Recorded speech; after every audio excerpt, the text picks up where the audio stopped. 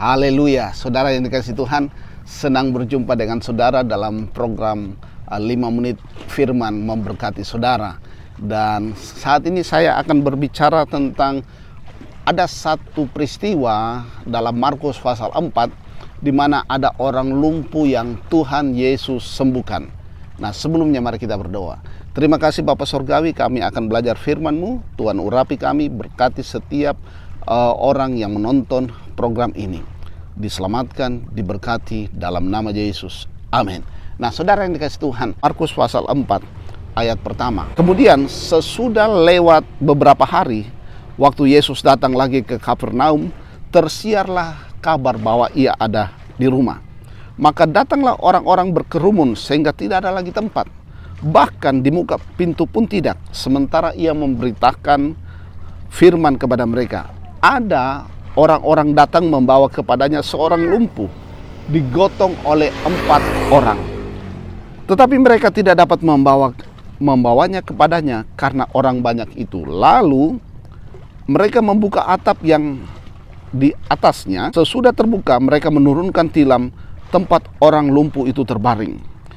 Nah, saudara yang dikasihi Tuhan, sekalipun tidak ada jalan, orang yang berusaha bertemu dengan Yesus pasti akan ada timbal baliknya. Orang yang berusaha datang ke ibadah, memuji menyembah Tuhan, pasti akan ada berkat. Alkitab berkata, kalau engkau perhatikan ibadahmu, rotimu diberkati, air minumanmu diberkati, penyakitmu dilalukan. Nah, 4 orang ini membawa orang lumpuh yang mau disembuhkan ini, dia berusaha. Dia buka atap yang ada di atasnya. Untuk apa? Untuk bertemu Yesus. Pagi hari ini saya tidak tahu, saudara, apa ada usaha untuk ketemu Yesus. Tapi kalau saudara nonton program ini, berarti saudara ada usaha untuk ketemu Yesus. Dan setiap orang yang ketemu Tuhan dengan iman, selalu akan membawa dampak yang besar. Selalu akan ada perubahan, selalu akan damai sejahtera bersama Tuhan. Nah, ini yang menarik. Ayat yang kelima dikatakan begini, ketika Yesus melihat iman mereka. Nah, saudara yang dikasihi Tuhan, dari mana Yesus melihat iman mereka? Yakobus berkata, tunjukkan imanmu, maka aku tunjukkan perbuatan. Iman itu kelihatan daripada yang saya tadi katakan, usaha mereka untuk datang menemui Yesus. Ketika Yesus melihat iman mereka, Yesus melihat iman saudara. Melalui apa? Tindakan iman. Datanglah kepada Yesus. Apa masalahmu? Engkau sementara lumpuh, usahamu lumpuh, masa depanmu lumpuh. Saudara datang kepada Yesus, berusaha datang, temui Dia. Hanya Dialah solusi, hanya Dialah jalan keluar. Dan waktu engkau ketemu Dia, Yesus tidak pernah membiarkan saudara. Orang lumpuh yang digotong oleh 4 orang ini, saat mereka berusaha ketemu Yesus, Yesus berkata, hai anakku, dosamu sudah diampuni. Kemudian apa yang saudara lakukan pasti saudara akan dapat kritikan. Kadang-kadang perbuatan kita sudah benar tapi masih dikritik. Kadang-kadang kita sudah berusaha tapi orang lain sekeliling kita akan menjerumuskan kita. Tidak senang dengan keberhasilan kita. Tapi saudara jangan takut karena Yesus melihat hati. Yesus mengetahui pikiran mereka. Yesus mengetahui pikiran saudara. Yesus mengetahui hati saudara.